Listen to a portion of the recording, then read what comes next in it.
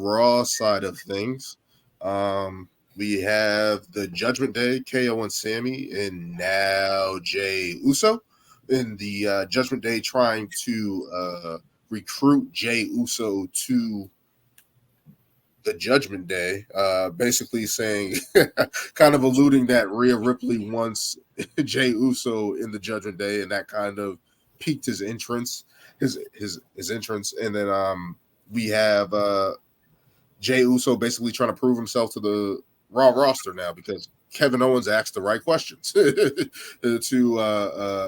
Cody Rhodes, especially in the opening segment, basically asking, how can you bring Jey Uso to the roster after what he's done? Nobody trusts him. Nobody likes him. Nobody wants him here. Cody basically saying, hey, everybody deserves a chance and he deserves to be here and all this other stuff. But what do you guys think about that? And especially with this whole storyline with the Judgment Day and KO and Sami infusing Jey Uso now into the storyline. All I'm going to say is I love Kevin Owens' promo. Nah. He made that shit so logical. Like he asked Cody, like he cost me multiple title matches. Sami, he cost you a title match. Cody, he cost you WrestleMania. And you still wanted to bring him back. Like exactly the delivery, the fact that it made so much sense. I mean, Kevin Owens in a promo work, you always know he's going to deliver. But as far as this whole Judgment Day versus the World storyline, or Judgment Day versus KO and Sami, Jey, and now Cody, again, I'm just hoping, because we talked about Survivor Series. I'm just hoping that this is leading up to War Games, and this will be the ultimate end of these two teams of Judgment Day facing these four, because it's been like they've been telling the same story for a month, literally. Like when Cody beat Dominic in the opening match of the night, and he's standing there, and here comes the Judgment Day about to jump him. You just knew, KO and Sami are coming to save the day, or coming to even the score. And they've been doing that for literally almost a month and a half to 2 months. And it's just a rotation of 6-man tags. It's just rotating babyfaces. Tag. Exactly. They're rotating babyfaces. And it's just like, I know if they're trying to buy time, you can't be more creative with it somehow. Like the way that they're trying to just push this along, it's getting very stale. It's been damn near past repetitive. Like I said, Survivor Series, War Games. That's the only place I see this going. I mean, you get the Judgment Day. I mean, you still have JD McDonough out there. You can do four on four, and just finish it there, please. Because and you're forgetting one thing. William Regal's back in WWE. That too. And that's how you make it. That'll be the best way to reintroduce him. It would be. It would be. And you know what?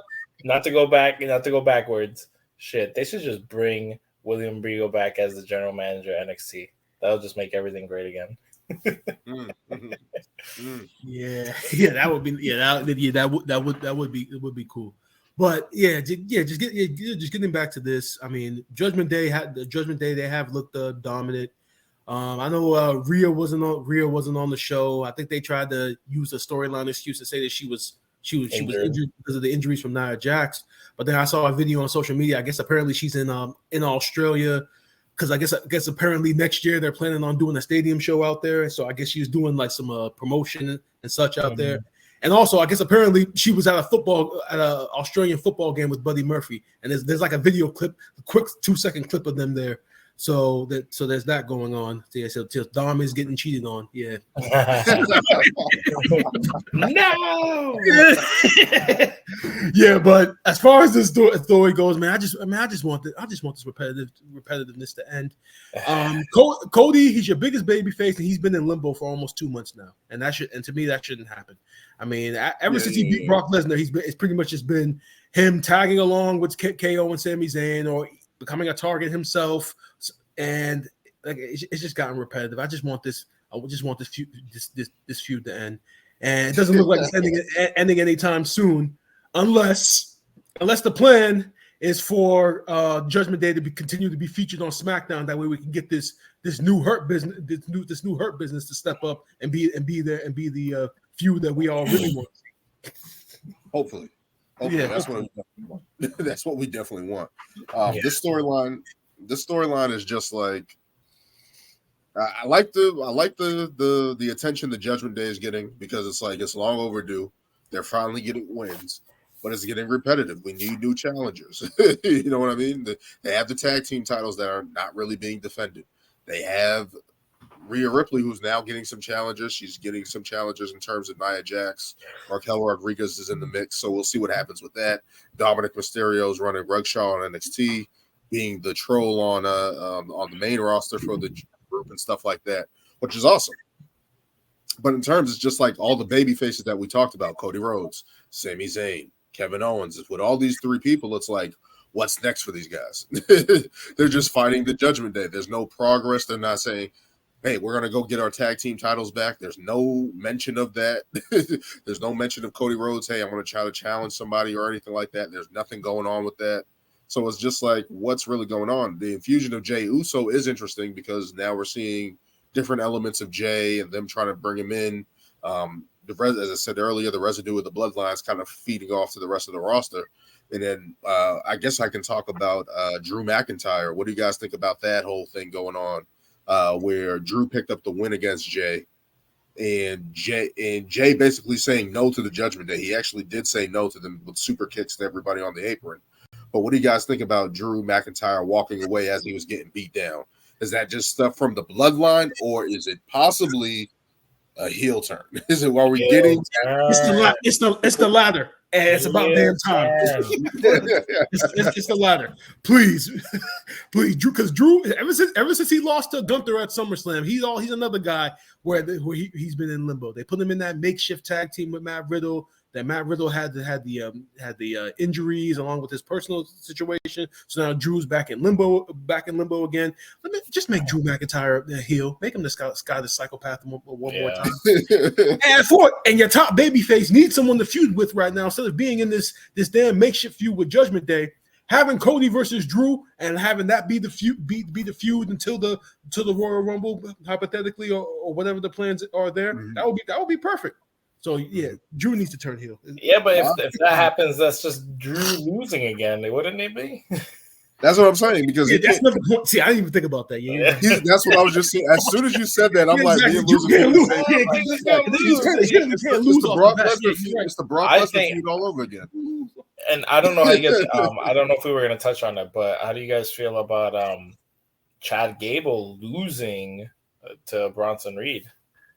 Because I think everybody kind of thought that, he would get like his rematch, and then boom, here comes, and he's already losing to Bronson Reed. So I feel like we're just gonna have another, either a tournament, or just is Bronson Reed gonna be the next? Because now you got Ciampa, so what, you have like a 3-way. He just won. Yeah, mm-hmm. So what, we haven't like. Fatal 4-way. Exactly. I feel like they only did that, having Bronson Reed beat Chad Gable, because they want to get to Bronson Reed and Otis, the two big guys going at one another. I think that's literally what they were doing. They could have done that without killing Chad Gable. They could have done that without killing Chad Gable. Exactly. Yes. And especially after the momentum he just had, like, we can't do that. You can't do that. I really thought that, whatever, we got past the honky tonk thing, and then I feel like boom, either set it up for Fastlane, oh, he gets another win, well, he's gonna challenge again, but to have him like lose off rip, I'm like, obviously, hey, Bronson Reed is big as shit. Probably makes more sense for him to win, but storyline wise, I'm like, weren't you kind of pushing this guy? You're talking about or was that the push and that's it?